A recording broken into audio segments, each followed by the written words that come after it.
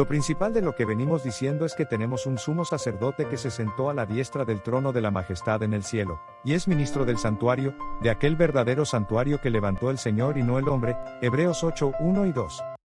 Bienvenidos a la serie, El Gran Conflicto. Escuela Sabática 2024. Segundo trimestre.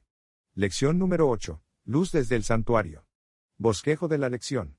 Dale me gusta, suscríbete, comparte el repaso de la lección y déjanos tu comentario. Poco después del chasco del 22 de octubre de 1844, algunos milleritas, después de orar y estudiar, comprendieron su error. La profecía de los 2300 días no se refería a la segunda venida de Jesús, sino a la obra de Cristo en el santuario celestial, tan poderosamente descrita en el libro de Hebreos. La purificación del santuario celestial era el cumplimiento de la purificación del santuario terrenal, como enseña Levítico. Para comprender mejor esta importante verdad, observa el paralelismo entre Daniel 7 y 8. En Daniel 7 el primer reino es Babilonia. En Daniel 8 Babilonia había caído. El segundo reino en Daniel 7 es Medo-Persia. Igual en Daniel 8. En Daniel 7 el tercer reino es Grecia. Igual en Daniel 8. En Daniel 7 el cuarto reino es Roma. Igual en Daniel 8. En Daniel 7 luego de Roma, juicio en el cielo. En Daniel 8 luego de Roma, purificación del santuario. Estos paralelismos ayudan a mostrar la verdadera naturaleza de la purificación del santuario, que es el gran juicio investigador previo al advenimiento. Los primeros adventistas comprendieron el paralelismo existente entre la purificación del santuario terrenal en el día de la expiación y la purificación del santuario celestial en la obra final del juicio. Reconocieron la seriedad del tiempo en que vivían, y salieron a proclamar la venida de Jesús en el contexto de la hora del juicio. Elena G. de White escribió: Estamos viviendo ahora en el gran día de la expiación. Cuando en el servicio simbólico el sumo sacerdote hacía la propiciación por Israel, todos debían afligir sus almas arrepintiéndose de sus pecados y humillándose ante el Señor, si no querían verse separados del pueblo. De la misma manera, todos los que desean que sus nombres sean conservados en el libro de la vida, deben ahora, en los pocos días que les quedan de este tiempo de gracia, afligir sus almas ante Dios con verdadero arrepentimiento y dolor por sus pecados. Hay que escudriñar honda y sinceramente el corazón. Hay que deponer el espíritu liviano y frívolo al que se entregan tantos cristianos de profesión. Empeñada lucha espera a todos aquellos que quieran subyugar las malas inclinaciones que tratan de dominarlos. La obra de preparación es obra individual. No somos salvados en grupos. La pureza y la devoción de uno no suplirá la falta de estas cualidades en otro. Si bien todas las naciones deben pasar en juicio ante Dios, Él examinará el caso de cada individuo de un modo tan rígido y minucioso como si no hubiera otro ser en la tierra. Cada cual tiene que ser probado y encontrado sin mancha, ni arruga, ni cosa semejante. El conflicto de los siglos, páginas 480 y 481. En la lección de esta semana, exploraremos la importante verdad bíblica del ministerio de Cristo en el santuario celestial. La lección de esta semana se basa en el conflicto de los siglos, capítulos 22 al 24 y 28. Lee Éxodo 25, 8, 9 y 40, y Hebreos 8, 1 al 6. ¿Qué dos santuarios se describen en estos versículos? En Éxodo 25, 8 al 9 Dios ordena a los hijos de Israel que le hagan un santuario terrenal para él habitar en medio de ellos. Y dicha construcción sería conforme al modelo que se le mostraría a Moisés. Ahora en Hebreos 8, 1 al 6 Pablo explica que el punto principal de lo que viene diciendo es, que tenemos un sumo sacerdote, el cual se sentó a la diestra del trono de la majestad en los cielos. Ministro de un santuario, del verdadero tabernáculo que levantó el Señor y no el hombre. Pablo enfatiza que ese tabernáculo celestial fue el que se le mostró a Moisés cuando le fue ordenado construir el tabernáculo terrenal. Al estudiar la Biblia, los adventistas posteriores al chasco de 1844 averiguaron que había dos santuarios. Un santuario terrenal, figura y sombra del verdadero, Hebreos 8:5. 2. Un santuario celestial, erigido por Dios mismo, Hebreos 8:2. El primer santuario y los templos que le sucedieron hasta el año 70 después de Cristo, se construyeron siguiendo el modelo que Dios le mostró a Moisés, Éxodo 25:40. En ellos se representaba al verdadero Cordero y Sumo Sacerdote, Jesús, Juan 1:36, Hebreos 4:14. Cuando terminaron los 2300 días, en 1844, hacía muchos siglos que no había santuario en la tierra. De manera que la profecía, hasta 2300 tardes y mañanas, entonces será purificado el santuario, se refiere indudablemente al santuario que está en el cielo. Elena de White, El conflicto de los siglos, página 469. Mediante el sacrificio de Cristo, somos libres de la condenación del pecado. El perdón es nuestro. Nuestra culpa desaparece cuando aceptamos el sacrificio de Jesús en nuestro favor y confesamos nuestros pecados. Primera de Juan 1:9. Jesús no solo es el Cordero que murió por nosotros, sino también el sacerdote que vive por nosotros. Hebreos 7:25 explica, por eso Jesús puede salvar perpetuamente a los que por medio de él se acercan a Dios, ya que está siempre vivo para interceder por ellos. Él quita la culpa del pecado y nos salva del poder del pecado. Romanos 8:1-4, Segunda de Corintios 5:21. El ministerio de Jesús en el santuario celestial es por nosotros. Como resultado de su intercesión, se quiebra el dominio del pecado sobre nuestra vida. Ya no estamos bajo la esclavitud de nuestra naturaleza pecaminosa. En Cristo somos libres, libres de la condenación del pecado y libres del control del pecado. Al aferrarnos a Cristo por la fe, tenemos la seguridad de la salvación. ¿Qué significa para ti saber que Jesús está en el cielo ministrando en tu favor, es decir, que está allí intercediendo por ti? ¿Por qué necesitas un mediador a tu favor? Porque esta verdad es una buena noticia, para ti ahora. En el lugar santísimo. La purificación. Lee Levítico 16:21, y 29-34, 23-26-32, y Hebreos 9:23-28. ¿Por qué era tan importante el día de la expiación, o del perdón, en el antiguo Israel? Aunque los israelitas eran perdonados al presentar sus sacrificios diariamente, su culpa era transferida al santuario. Por ello, era necesaria la purificación del santuario.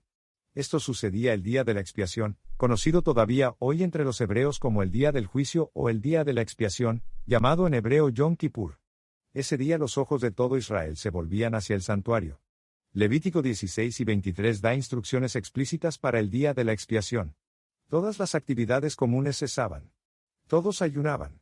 Mientras el sumo sacerdote entraba en nombre de ellos ante la presencia de Dios en el lugar santísimo, el pueblo examinaba su corazón. Buscaban a Dios con humildad y confesión sincera. Cualquiera que no afligiera su alma en el día de la expiación sería cortado, ya no formaría parte del pueblo escogido. Levítico 23, 27 y 29. En el día de la expiación, el sumo sacerdote llevaba la sangre del macho cabrío del Señor al santuario, después de rociarla sobre el propiciatorio, aplicaba la sangre a los cuernos del altar de oro y del altar de bronce, y así purificaba completamente todo el santuario. Habiendo acabado de expiar, el sumo sacerdote ponía las manos sobre el macho cabrío vivo y confesaba los pecados de Israel. Entonces lo llevaban al desierto con el fin de apartarlo del campamento para siempre. Levítico 16, 20-22. La sangre se transfería al santuario durante los servicios diarios, lo que mostraba el registro del pecado, Jeremías 17:1, y la responsabilidad que asumía Dios sobre su resolución final. Ahora, en el día de la expiación, esta sangre se transfería fuera del santuario, y se colocaba sobre la cabeza del macho cabrío Azazel, que representaba a Satanás y revelaba su responsabilidad final por el problema del pecado. Este macho cabrío era conducido lejos en el desierto para que, al final del día de la expiación, Dios tuviera un santuario limpio y un pueblo limpio. En el santuario celestial, Cristo ministra por nosotros, primero en el lugar santo y ahora, en el lugar santísimo desde 1844, al final de los 2300 días. Superaremos este gran juicio gracias a Jesús, nuestro sustituto. Como dijo Elena de White, somos justificados por medio de su justicia, en la cual no habíamos participado. Elena de White, el deseado de todas las gentes, página 25. Como resultado de esta justicia que se nos acredita, o imputa, afligimos nuestra alma, que es un alejamiento del pecado. Eso significa que no hemos llegado a aceptar el mal cómodamente, y que no estamos excusando ni aferrándonos a pecados acariciados, sino más bien creciendo en gracia y llevando una vida de santidad. ¿Qué importancia tiene el día de la expiación en nuestra vida actual? ¿Por qué debería ser determinante en nuestra manera de vivir? De igual modo, cuando termine la purificación del santuario celestial, nuestro destino quedará sellado. Mientras tanto, hoy es el día para afligir nuestras almas, el día de la decisión. Hebreos 3, 14-15. No es tiempo para seguir tomando la vida cristiana a la ligera. Es tiempo de reflexión y meditación profunda. El juicio ha llegado. Compara Daniel 7, 9 y 10 con Apocalipsis 14, 6 y 7. ¿Qué similitud tienen estos dos pasajes? Tanto Daniel 7 como Apocalipsis 14 presentan escenas en las que se inicia o se anuncia el inicio de un juicio. El juicio es un tema prominente en toda la Biblia. Porque Dios traerá toda obra a juicio, con toda cosa oculta, buena o mala. Eclesiastés 12:14. Jesús señaló a sus oyentes un futuro tiempo de juicio, cuando los hombres darán cuenta de toda palabra ociosa que hayan hablado. Mateo 12:36. El apóstol Pablo añade que Dios iluminará lo oculto de las tinieblas y manifestará los motivos de los corazones, 1 Corintios 4:5. El mensajero angélico dijo a Juan, ha llegado la hora de su juicio, de Dios. Apocalipsis 14:7. Según la profecía, la purificación del santuario celestial, esto es, el juicio comenzó en 1844. Desde entonces, la Iglesia Adventista ha proclamado a viva voz que la hora del juicio ha llegado, invitando a todos a adorar a Dios, y a vivir de acuerdo con sus mandamientos. Apocalipsis 14:7. Lee Apocalipsis 22:10 al 12. Cuando Jesús regrese, ¿cuál será el destino de toda la humanidad? ¿Qué anuncio claro recibe Juan? El que es injusto, sea injusto todavía, y el que es inmundo sea inmundo todavía, y el que es justo, practique la justicia todavía, y el que es santo, santifíquese todavía. No hay término medio, o injusto o santo. Así que bajo esta premisa el Señor anuncia, he aquí yo vengo pronto y mi galardón conmigo, para recompensar a cada uno según sea su obra. Pero, ¿acaso no se realizará el juicio cuando Jesús venga a la tierra? Puesto que Cristo viene a repartir sus recompensas finales, debe haber un juicio antes de eso, para mostrar qué recompensa recibirá cada uno cuando Él venga. Cuando Jesús viene, ejecuta el juicio ya realizado, puesto que Él viene con recompensa para pagar a cada uno según lo que haya hecho. Apocalipsis 22:12. Envía a sus ángeles a juntar a los escogidos. Mateo 24:31. Y resucita a los que creyeron en Él. Primera de Tesalonicenses 4:16. Cuando Cristo regrese, no habrá una segunda oportunidad. El caso de cada ser humano estará definido. Cada ser humano habrá tenido suficiente información para tomar su decisión final e irrevocable a favor o en contra de Cristo. Cuando haya terminado esa obra de investigación, cuando se haya examinado y fallado los casos de quienes en todos los siglos han profesado ser seguidores de Cristo, entonces, y no antes, habrá terminado el tiempo de gracia, y se cerrará la puerta de la misericordia.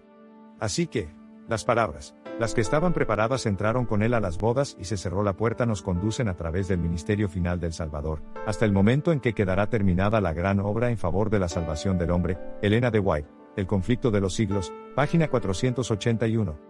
No debemos temer al juicio, el juicio es a favor de los hijos de Dios, no en su contra. Si soy un verdadero hijo de Dios no hay por qué temer. Si no hay pecados acariciados no hay por qué temer. Si cada día confesamos nuestros pecados, y nos apartamos del pecado no hay por qué temer. La victoria final es nuestra. A la decisión de vivir una vida piadosa, Dios solo, le pondrá su sello. La buena noticia del lugar santísimo. La misericordia y la justicia.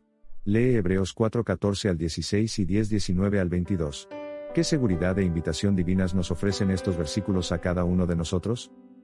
Pablo nos dice, por tanto, teniendo un gran sumo sacerdote que traspasó los cielos, Jesús el Hijo de Dios, retengamos nuestra profesión. Acerquémonos confiadamente al trono de la gracia, para alcanzar misericordia y hallar gracia para el oportuno socorro. Acerquémonos con corazón sincero, en plena certidumbre de fe, purificaos los corazones de mala conciencia, y lavados los cuerpos con agua pura. La sangre de Jesús prepara el camino a cada paso.